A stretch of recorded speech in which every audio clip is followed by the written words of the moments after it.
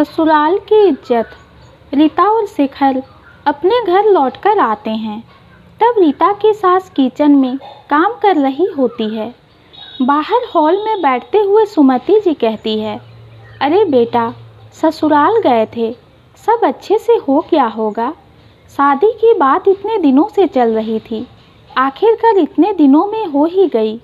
चलो, रीता के भाई की शादी तो हो गई, कम से कम अच्छी लड़की तो मिल गई।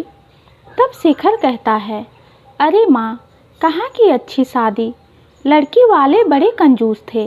विदाई के समय सबको 100 रुपये पकड़ा रहे थे। उनको ये तक नहीं पता है कि शगुन लिफाफे में रखकर दिया जाता है। कितने छोटे घर से रीता की भाभी आई है, कुछ पूछो ही मत। और तो और माँ, रीता के यहाँ खाने तक की व्यवस्था ढंग की नहीं थी। दोपहर का खाना भी कम पड़ गया था। इतना सब रीता सुने जा रही थी। उसके कमरे तक माँ बेटे की आवाज़ आ रही थी। उसे यह सुनकर बहुत गुस्सा भी आ रहा था। रीता अपने कमरे में कपड़े जमा रही थी और फिर उसका पति कमरे में कपड़े उतार कर टांगने आया। तभी उसके पति को समझ आ गया कि मेरी बातों का रीता को बुरा लग रहा है और वह उसे गुस्से से देख रही है। वह एकदम चुप होकर बिना कुछ बोले बाहर आ गया। थोड़ी देर में उसकी बहन रीमा आती है और माँ से पूछती है, माँ, भैया भाभी आ गए क्या? वे लोग तो भाभी के यहाँ शादी में गए थे। वहाँ की शादी कैसे रही? क्या मिला ससुराल से भैया को? आखिर वे अपनी साली की शादी में गए थे। वहाँ तो उनकी बहुत खातिरदारी हुई होगी। अरे भैया, बताओ ना, क्या मिला है वहाँ से? तभी उसकी माँ गिफ्ट का थैला खोलते हुए देखती है। उसके लिए साड़ी और बेटे के लिए सूट का कपड़ा और मिठाई का डिब्बा है। सुमति जी मिठाई खोलते हुए कहती है, ये कैसी मिठाई है? कम से कम बेटी दामाद को तो ढंग की मिठाई खिलाते, देसी घी की भी ना लग रही है। तभी ननद रीमा कहती है, माँ, भैया को कुछ सोने का नहीं मिला क्या?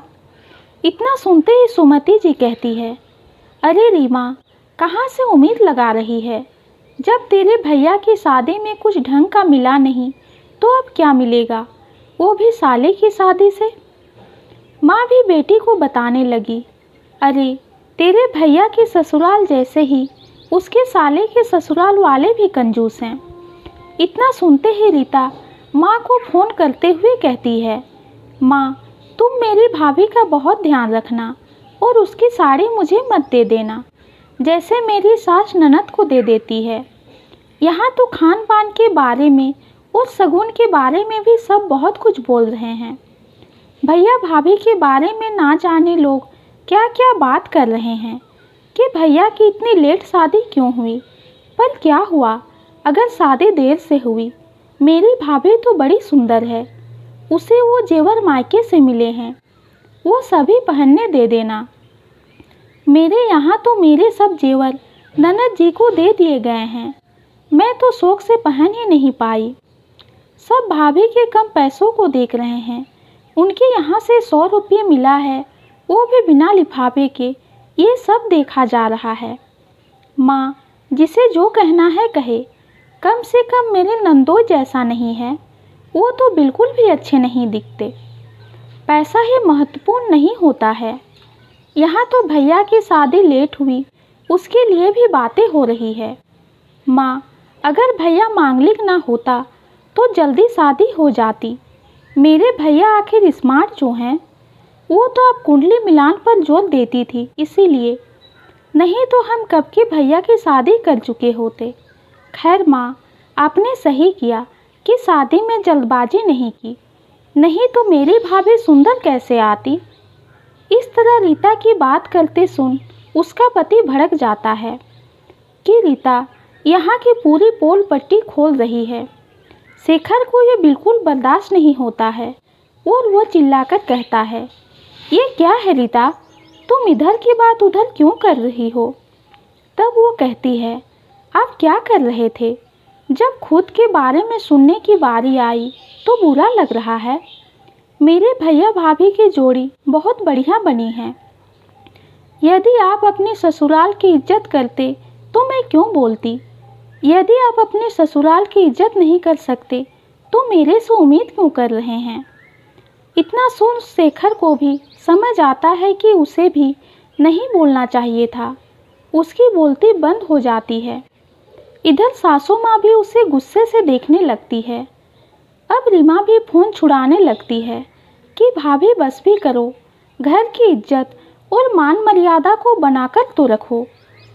तभी उसकी नज़र मोबाइल स्क्रीन पर पड़ती है और देखती है कि मोबाइल का स्विच ऑफ है। अरे भैया, मोबाइल तो ऑफ है। अब रीता कहती है, हाँ, मेरा मोबाइल तो ऑफ है। मेरी माँ ने यह नहीं सिखाया कि ससुराल की इज्जत उतारो।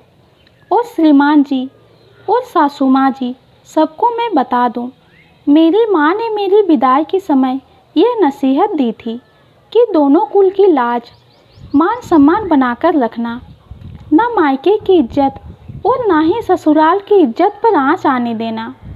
ये दोनों परिवार तेरे अपने हैं।